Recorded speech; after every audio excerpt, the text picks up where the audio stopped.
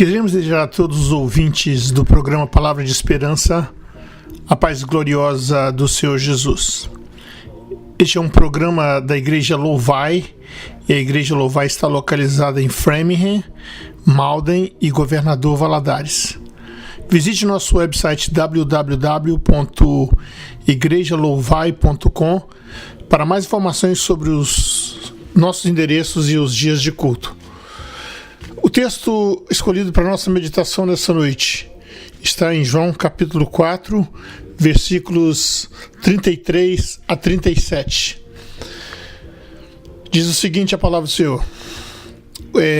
O texto é sobre a história, o finalzinho da história da mulher samaritana.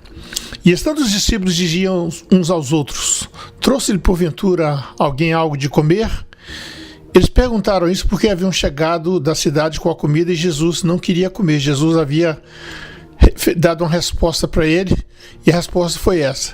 E disse-lhe Jesus: a minha comida é fazer a vontade daquele que me enviou e realizar a sua obra. Não dizeis vós, pois, que há 4 meses até que venha a ceifa? Eis que vos digo que levantai os vossos olhos e vedes as terras, que já estão brancas para a ceifa. E o que ceifa recebe o galardão e ajunta fruto para a vida eterna, para que assim o que semeia como o que ceifa, ambos regozijem. Porque nisto é verdadeiro o ditado, que um é o que semeia, outro é o que ceifa. Esse texto mostra Jesus que tinha acabado de chegar da Judéia, estava voltando da Judéia, subindo para a Galiléia. E nós sabemos que ele estava passando um momento até de tristeza, estava chateado por causa da corrupção dos chefes dos judeus, ele estava preocupado com o povo que estava morrendo sem uma oportunidade de salvação. E ele passou algum tempo na região da Judéia, e então depois partiu e voltou para a Galiléia, mais ao norte. Nessa viagem a palavra diz que quem lê o capítulo todo vai ver que menciona que era necessário ele passar em Samaria, uma terra de pessoas que eram desprezadas, que não eram nem mais consideradas judias pelo povo do sul, pelo reino do sul. Eles, os moradores do país da parte do sul, né, do reino do sul, se consideravam mais religiosos, mais filhos de Deus do que os seus irmãos que viviam no norte. Irmãos, antes de continuar com a mensagem, a você também, amigo que está aí na audiência, eu vou te fazer uma pergunta. Onde é o melhor lugar de pregar o evangelho? Onde é o melhor lugar de falar de Jesus? Será que é na igreja? Será que é apenas nos templos? Qual o melhor dia de falar de Jesus? Qual o melhor horário? Talvez você pode me dizer domingo, na igreja. Talvez você possa até pensar que esse realmente seja o melhor lugar para se falar de salvação. Mas Jesus dá aqui para nós um extraordinário exemplo de que não existe hora e nem local específico para pregar, para falar do reino de Deus. E aqui neste texto ele escolhe um lugar talvez inimaginável por cada um de nós. Talvez o pior horário que se pudesse imaginar. A palavra fala que ele estava vindo da Judéia e parou ali para descansar. Era a hora do seu descanso. E o versículo 6 desse mesmo capítulo 4 diz que estava ali a fonte de Jacó. Jesus, pois, cansado do caminho. Olha, ele estava cansado e assentou-se ali junto à fonte. E era isso quase a hora sexta, ou seja, quase meio-dia. Ali uma região quente, né, próxima aos desertos de Negueb, aos desertos ali, né, que existiam na região ali. Então era uma região muito quente, a região do Oriente Médio. E Jesus escolheu aquele local para evangelizar, à beira do poço, e pior ainda, um horário de meio-dia, uma região quente. Mas de repente vem uma mulher buscar água ali na fonte. Ela veio buscar uma água para sua cozinha, quem sabe para lavar ali as louças, para fazer comida, e encontra uma fonte de água que salta para a vida eterna. Jesus, naquela conversa, naquele diálogo, ele impactou a vida daquela mulher de forma extraordinária. Amigos, temos visto igrejas e povos sendo impactados pelo poder do Espírito Santo nos dias de hoje. E eu te sugiro a tomar posse dessa bênção também. O Espírito Santo quer disponibilizar essa mesma bênção, essa mesma alegria para o seu coração. E a minha palavra hoje é uma palavra de encorajamento, para que eu e você possamos entender melhor que existe um chamado para nós dois, para um propósito de Deus, para que esse propósito de Deus se cumpra em nossas vidas. E esse propósito, ele não é pequeno, será do tamanho da sua fé. Eu lembro da história da viúva, em que o marido morreu e o credor veio buscar seus filhos. Está lá registrado em 2 Reis, capítulo 4, a partir do versículo 1.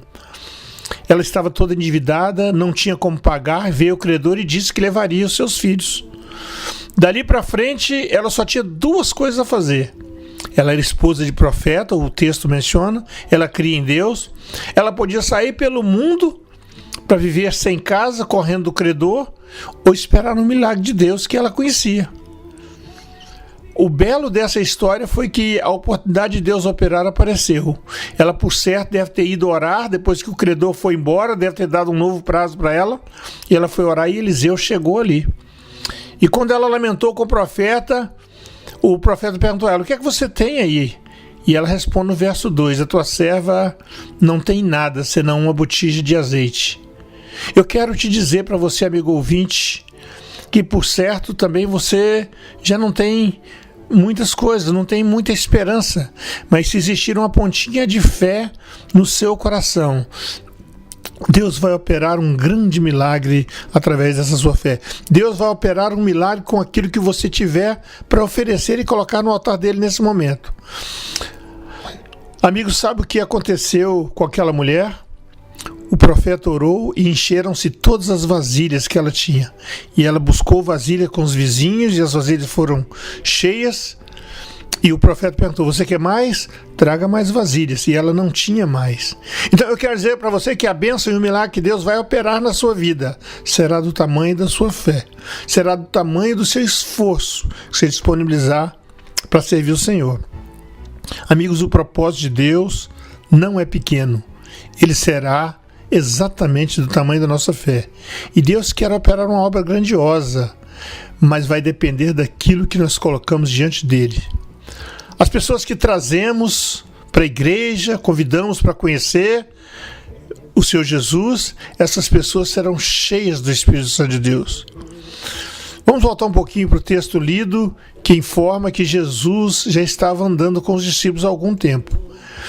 Os discípulos já haviam acostumado com Jesus e não aplicavam mais totalmente o que Jesus havia lhes ensinado. Mas mesmo assim, Jesus continuava com o mesmo empenho em sua pregação. E quando os discípulos foram na cidade comprar comida, aliás, algumas pessoas dizem que Jesus é que mandou esses discípulos buscar comida, mas o texto informa que foi uma iniciativa dos próprios discípulos. Então, após Jesus decidir ficar esperando no poço de Jacó, porque ele não ficou ali por acaso, ele ficou porque existia um propósito. E ele ficou ali do lado de fora da cidade, de Sicar, ali na beira do poço. Vem ao poço uma mulher problemática, passado complicado, indesejada na cidade, por causa do seu estilo de vida que ela vivia. Mas ao conversar, ao dialogar com Jesus, ela foi impactada de tal maneira que ela abandonou seu propósito. Ela que via buscar água, a palavra fala que ela abandonou seu cântaro e foi correndo imediatamente à cidade anunciar o que ela havia encontrado. O versículo 28 diz que ela deixou o seu cântaro e foi anunciar Jesus à cidade. Aquela mulher teve uma conversão imediata. Ela mudou a sua trajetória. Uma mulher que estava buscando água, de um momento para o outro, nem a água ela levou mais. Mudou seus planos para esta vida e agora ela não está mais em busca de recursos para essa vida, mas em busca de almas para alcançar o céu. Que ensino maravilhoso essa mulher nos dá. Este é o impacto que o Senhor tem causado em algumas pessoas e quer causar em nós também. Ela foi à cidade e, apesar de ser uma pessoa talvez indesejada, mas o impacto do encontro com o Senhor Jesus convenceu aquela mulher E a sua pregação foi tão forte que toda a cidade, que talvez não ouvisse aquela mulher, talvez virasse as costas para aquela mulher, foi convencida, e a palavra fala que toda a cidade veio ver Jesus. E os discípulos, por outro lado, haviam ido na cidade também. E nós não podemos precisar quanto tempo eles ficaram ali na cidade, em quantas lojas eles entraram, quantas pessoas eles conversaram, porque nós sabemos que eles encontraram com pessoas até voltar com a comida. Eles, porém, foram comprar comida para Jesus. Tinha até um bom plano, uma boa intenção, mas essa não era a verdadeira vontade de Jesus. Existem muitas pessoas querendo fazer para Jesus sem saber se é aquilo que ele quer que você faça para ele. O texto não informa que eles tenham trazido nenhuma pessoa para ver Jesus. Por certo, deve ter encontrado com pessoas problemáticas, mas perderam a oportunidade de evangelizar. Mas aquela mulher que era indesejada na cidade, mal falada, não teve dúvidas. Os discípulos foram treinados, tinham experiência, tinham ouvido falar de Jesus muitas vezes, mas aquela mulher, cheia de dúvidas, saiu dali transformada. Quais as dúvidas que essa mulher tinha? A primeira dúvida que ela teve quando Jesus falou da água, ela disse: mas o poço é fundo, você não tem como tirar água, como é que você está me oferecendo a água da vida? Depois ela pergunta: mas como é que você, sendo judeu, fala comigo? E outra vez: será que você é maior que nosso pai Jacó? A mulher ainda estava descobrindo Jesus, cheio de dúvidas, e dali ela sai sem importar com o que as pessoas pensavam acerca dela, e ela saiu decidida a trazer vidas para Jesus. Que ensino maravilhoso! Nossa grande preocupação hoje é que pessoas treinadas como os discípulos conhecem Jesus há muito tempo e podem facilmente cair no comodismo. O comodismo da caminhada espiritual. Às vezes vão ao shopping, vai ao salão cortar o cabelo, vai à oficina, ao restaurante e perdem várias oportunidades de falar de Jesus. Mas aquela mulher compreendeu o propósito maior de Jesus. Talvez os discípulos, se fossem confrontados com aquele ato daquela mulher, pudessem dizer: mas Senhor, nós não fomos evangelizar, nós fomos comprar comida. O homem sempre terá uma desculpa. E Jesus também podia dizer para ele: eu também parei aqui para descansar, eu não parei aqui para evangelizar. E a palavra de Jesus para todos eles e para nós é: ide por todo mundo e pregai o evangelho em toda oportunidade. O desejo de Deus é que nós estejamos falando de Jesus a todo instante, e é isso que nós estamos falando aqui no rádio hoje.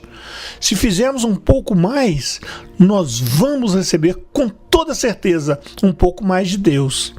Eu lembro dos 10 leprosos, que está registrado em Lucas 17, e o versículo 14 diz o seguinte: e ele, vendo-os, disse: ide, depois de curar os leprosos, ide mostrai-vos aos sacerdotes. E aconteceu que, indo eles, ficaram limpos. Sabe o que aconteceu com esse? Um deles voltou, Voltou para agradecer, para falar com Jesus. E quando ele chegou para Jesus, Jesus disse para ele: olha, eu não te pedi para voltar, mas já que você voltou, a tua fé te salvou. E Jesus perguntou: e onde estão os outros 9? Jesus não disse para eles voltarem. Então o que eu quero dizer para você é o seguinte: quando você faz um pouco mais para Jesus, mesmo que não seja aquilo que Jesus te pediu para fazer, ele te dá uma bênção extra, ele te dá algo a mais. Se aquela viúva tivesse batalhado por mais panelas seriam cheias. Deus quer que estejamos cheios de gratidão, cheios deste amor pelo Evangelho, apaixonado por esse Evangelho glorioso da cruz. Seguir simplesmente a regra vai apenas nos garantir o que foi prometido, mas se fizermos um pouco mais, seremos duplamente recompensados. Precisamos perceber que Deus tem muito mais para nós, mas temos que andar uma milha a mais, e isso é o que diz em Mateus 5,41. E se qualquer te obrigar a caminhar uma milha, vai com ele 2. Amigos, algo novo precisa acontecer com o homem, com a mulher de Deus, todos os dias. Aquela mulher entendeu a mensagem de Jesus muito além do que ele estava falando. Os amigos recordam que Jesus pediu para ela chamar o marido, mas ela fez muito mais: eu não vou chamar o marido, eu vou chamar toda a cidade. Precisamos surpreender Jesus. Precisamos surpreender o nosso Deus para que possamos receber muito mais dele. Existe um propósito muito maior para cada um de nós. Quando os discípulos chegam com a comida, Jesus rejeita aquela comida. É o que ele diz no versículo 39. E Jesus disse-lhes: a minha comida é fazer a vontade daquele que me enviou, realizar a sua obra. Com aquela atitude, Jesus estava dizendo que ele não estava ali para comer, mas para realizar a vontade do Pai. Em nenhum momento do texto, Jesus pede àqueles discípulos para ir buscar comida. Foi toda a iniciativa deles. O versículo 35 diz: não dizeis vós que ainda há 4 meses até que venha a ceifa? Eis que eu vos digo: levantai os vossos olhos e vedes as terras que já estão brancas para a ceifa. Ali Jesus mostra que os olhos humanos estavam vendo a colheita material, mas Jesus estava falando de uma colheita de almas perdidas para o reino de Deus. Em nenhum momento Jesus disse a eles para ir comprar comida. Eles esqueceram que Jesus veio com a missão de salvar aquela cidade, e eles não entenderam isso naquele momento. O que aprendemos aqui é que Deus quer nos usar, mas se nós negligenciarmos, Deus vai levantar uma mulher samaritana para evangelizar. Os campos estão te esperando, a colheita está aí. Vamos fazer o melhor que pudermos para o Senhor a partir de hoje. Levante seus olhos e veja como estão os campos, seus olhos espirituais. Quantos nós vamos colher essa semana? Vá à casa do Senhor essa semana, leve um convidado, faça um propósito com Deus e traga almas para Jesus. Vamos dizer hoje, como disse Jesus: a minha comida, a minha necessidade é fazer a vontade de Deus. Existe uma recompensa para aquele que colhe para o reino de Deus. O versículo 36 mostra isso. E o que ceifa, o ceifa fala de colheita, recebe galardão e ajunta fruto para a vida eterna, para que assim o que semeia, tanto o que semeia quanto o que ceifa, ambos regozijem. A recompensa da colheita é para quem se compromete. Lembra da história de Noemi e Ruth, a Moabita? Enfrentaram problemas, essas duas mulheres. Noemi perdeu os filhos e o marido, e Ruth perdeu o marido e o sogro. Mas elas não desistiram. Elas continuaram buscando incansavelmente uma saída para aquele momento difícil. Foi que em um dado momento elas resolveram voltar para Belém e chegaram em Belém em tempos de colheita. Elas vieram colher os restos, as migalhas dos que sobravam da colheita de Boaz, e foi trabalhar onde não deveria ter nada, porque os empregados de Boaz deveriam colher tudo. Mas sempre há algo a colher, sempre há uma recompensa do Senhor por causa daquele que busca. E quando Boaz viu a busca daquelas mulheres, ele pediu aos empregados que deixassem algumas espigas para elas colherem. Elas poderiam ter ficado se lamentando, chorando, mas não, foram atrás de uma solução. De mendiga passou a ser esposa do dono das terras. Amigos, quando nós nos envolvemos na colheita do Senhor, nós passamos de pobres e miseráveis a donos de mansões celestiais. Aquele que colhe e recebe o seu salário, ele é aquele que trabalha na obra de Deus, é aquele que serve. Quando nos envolvemos na colheita, nossa recompensa, o galardão é aqui mesmo, 100 vezes aqui e a eternidade. A hora da colheita é agora. A mulher samaritana não racionalizou, não argumentou e trouxe a cidade de Jesus. E o versículo 36 diz que a ceifa, o que ceifa recebe o galardão, recebe o prêmio, recebe o seu pagamento. Deus quer colocar a sua recompensa, o seu galardão na sua mão. Vamos colher porque os campos já estão prontos. O Salmo 37 diz: agrada do Senhor e Ele satisfará todos os desejos do seu coração. Porque o verso 35 também diz: levantai os vossos olhos, vede as terras que já estão brancas para a ceifa. Será que estamos fazendo como fizeram os discípulos ou vamos fazer como fez a mulher samaritana a partir de hoje? A bênção era somente para eles? Será que os discípulos pensavam que a bênção era só para eles? eu te digo hoje, levantai os vossos olhos, vede as terras que já estão brancas para a ceifa. É hora da colheita. Vamos convidar, vamos evangelizar, porque existe uma grande recompensa de Deus para a sua vida. Nós vamos orar por você agora, para que a partir de hoje você se comprometa em servir ao Senhor, em participar dessa colheita, em participar de uma igreja, em trazer pessoas para essa igreja, para a glória e honra do nome do Senhor. Amém?